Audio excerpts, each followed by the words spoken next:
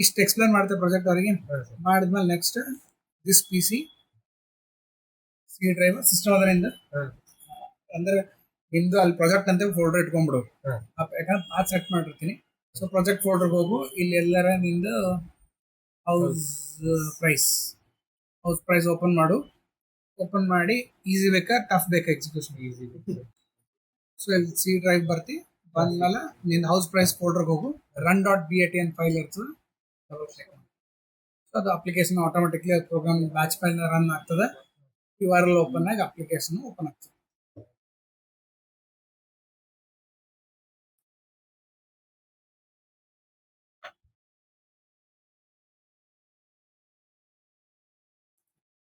Application open ಆಯ್ತು. ಇಲ್ಲಿ ಯಾರು ಫಸ್ಟ್ ಸುಮ್ ವೇಸ್ಟ್ ಅದ. ನಿಮ್ದು ಹೌಸ್ ಪ್ರೈಸ್ ಪ್ರೊಡಿಕ್ಷನ್ ಬಗ್ಗೆ ಒಂದಿಷ್ಟು ಥಿಯರಿ ಬರ್ದಾನೆ, ಏನೇನು ಟೂಲ್ಸ್ ಯೂಸ್ ಮಾಡಿದ್ವಿ. Next we have a calculator. So ಇಲ್ಲಿ ಏನಂತಂದ್ರೆ ಬೆಂಗಳೂರು ಡೇಟಾ ಹೌಸ್ ರಿಲೇಟ್ ಮಾಡೋಣ. ಓಕೆ, ಹೋಗ್ಲಕ್ ಇಲ್ಲ ಒಂದಿಷ್ಟು ಕ್ವಶನ್ಸ್ ಅವ, ಅವು ಆನ್ಸರ್ ಮಾಡ್ಬೇಕು. ಲೈಕ್ ಎಕ್ಸಾಂಪಲ್ ಫಸ್ಟ್ ಏನಪ್ಪಾ ಅಂದ್ರೆ ಏರಿಯಾ ಆಫ್ ದ ಹೌಸ್. ಯಾವ ಏರಿಯಾ ಆಗದ? ಸೇ ಏರಿಯಾ ನಮ್ದು Gulbarga. Area of the house area ಅಲ್ಲ, square feet area. Square feet of the area 1200 ಅದ. ನೆಕ್ಸ್ಟ್ ನಂಬರ್ ಆಫ್ ಬೆಡ್ರೂಮ್ಸ್ ಎಷ್ಟವ? ಸೇ 2 ಬೆಡ್ರೂಮ್ ಅವ. ನೆಕ್ಸ್ಟ್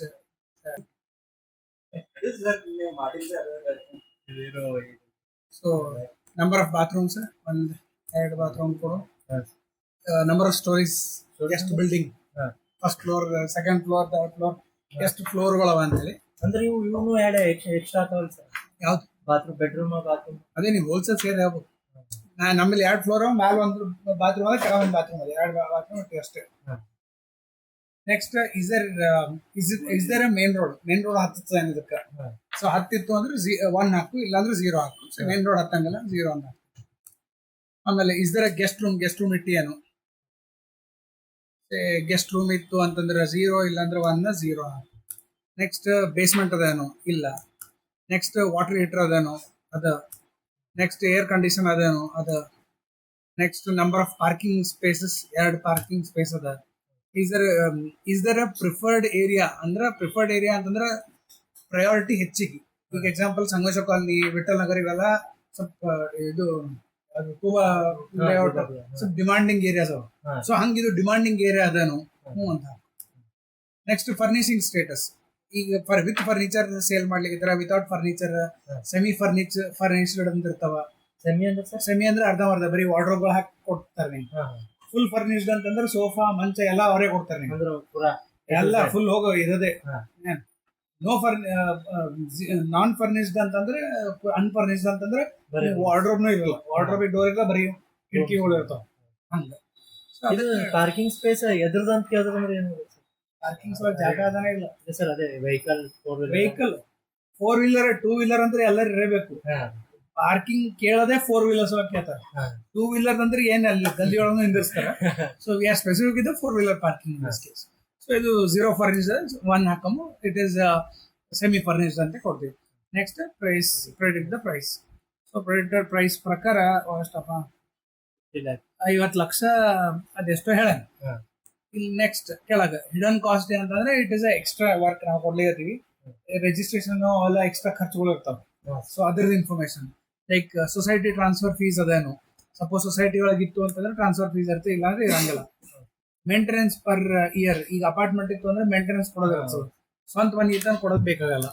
ನೆಕ್ಸ್ಟ್ ಹೋಮ್ ಇನ್ಶೂರೆನ್ಸ್ ಮಾಡ್ಸೋದೇನು? ಇನ್ಶೂರೆನ್ಸ್ ಮಾಡಿಸಿದ್ರೆ ಇಲ್ಲಿ ರೇಟ್ಸ್ ಅವ, ನೀವು ಯಾವ್ದು ರೇಟ್ ಹಾಕ್ಸಿದ್ರೆ ಅವಾಗ ಒಂದು 5,000 ರೂಪಾಯಿ ಇನ್ಶೂರೆನ್ಸ್ ಮಾಡಿಸ್ಲಿಕ್ಕೆ. ನೆಕ್ಸ್ಟ್ ಪ್ರಾಪರ್ಟಿ ಟ್ಯಾಕ್ಸ್ ಅದೇನು? ಲೈಕ್ ಅದು ಕಮರ್ಷಿಯಲ್ ಇತ್ತು ಅಂದ್ರೆ ಪ್ರಾಪರ್ಟಿ ಟ್ಯಾಕ್ಸ್ ಅದು ಕಟ್ಟಿದ್ದೇನು ಅದು ಮೆನ್ಷನ್ ಮಾಡ್ತೀವಿ.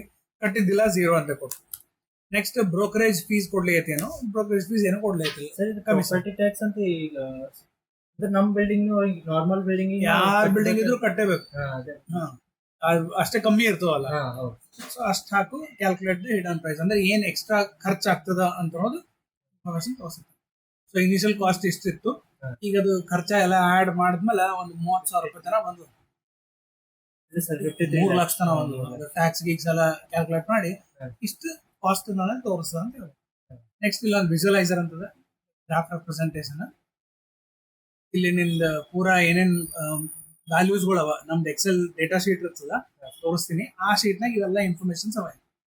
ಅದ್ರ ಪ್ರಕಾರ ನಿನ್ಗೆ ಇನ್ಫಾರ್ಮೇಶನ್ ಬೇಕು, ಯಾವ್ದಾವ್ದ್ರ ಪ್ರಾಪರ್ಟೀಸ್ ಇನ್ಫಾರ್ಮೇಶನ್ ಬೇಕು, ಫೀಲ್ಡ್ ಸೆಲೆಕ್ಟ್ ಮಾಡಿ ಜನರೇಟ್ ಪ್ಲಾಟ್ ಅಂದಾಗ ಪ್ಲಾಟ್ ಹಾಕ್ತಾನೆ. ಇದು ರನ್ನಿಂಗ್ ಅಂದ್ರೆ ವೇಟ್ ಮಾಡ್ಬೇಕು.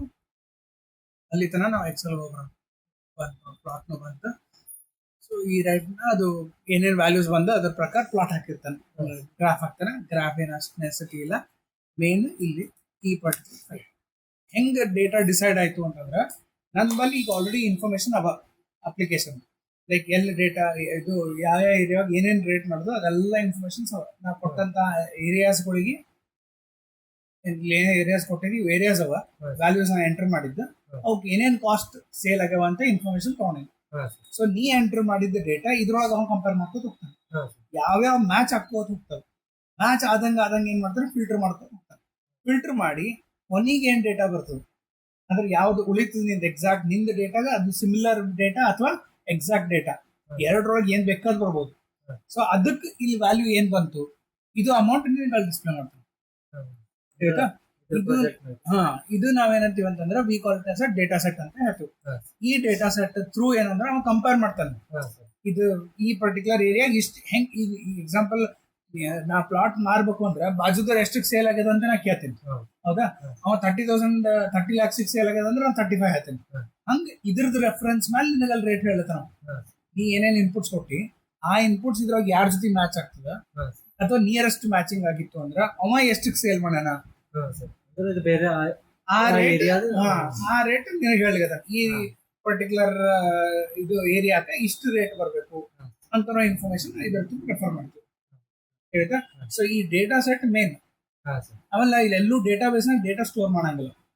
ಯಾವ ಡೇಟಾ ಈ ಡೇಟಾ ಬೇಸ್ ಯಾವ್ದು ಯೂಸ್ ಮಾಡಿ ಅಂತ ಕೇಳ್ತಾರೆ. ಅಂತ ಕೇಳ್ಬೇಕು. ನಮ್ಮ ಡೇಟಾ ಬೇಸ್ ಯಾವ್ದು ಇಲ್ಲ ಸರ್, ಯಾಕಂದ್ರೆ ಯಾವ ಡೇಟಾ ಸ್ಟೋರ್ ಮಾಡಲ್ಲ. Anybody can come online, check the price and give us the information. ಆಯ್ತಾ? Main CSV file. ನೆಕ್ಸ್ಟ್ ಬಂದು ಇದರಿಂದ ವೆಬ್ ಆಪ್ ಅಂತ ಫೈಲ್. ಇಲ್ಲಿ ಅಂದ್ರೆ ಪೂರ್ತಿ ನಿಮ್ಗೆ ಕೋಡಿಂಗ್ ಬರುತ್ತೆ. ಸೊ ಆ ಕೋಡಿಂಗ್ನಾಗ ಈ ಕಂಪ್ಯಾರಿಸನ್ ಏನಂತಂದ್ರೆ ಇದ್ರೊಳಗೆ ಪರ್ಫಾರ್ಮ್ ಮಾಡ್ತಾರೆ. ಸೊ ಕಂಪ್ಯಾರಿಸನ್ ಪರ್ಫಾರ್ಮ್ ಮಾಡಿ you will display the data instance. So ಇಲ್ಲಿ ಅಂದ್ರೆ ಪ್ರೊಡಿಕ್ಟ್ ಅಂತ ಒಂದು ಫಂಕ್ಷನ್ ಕ್ರಿಯೇಟ್ ಮಾಡಿರ್ತೀವಿ.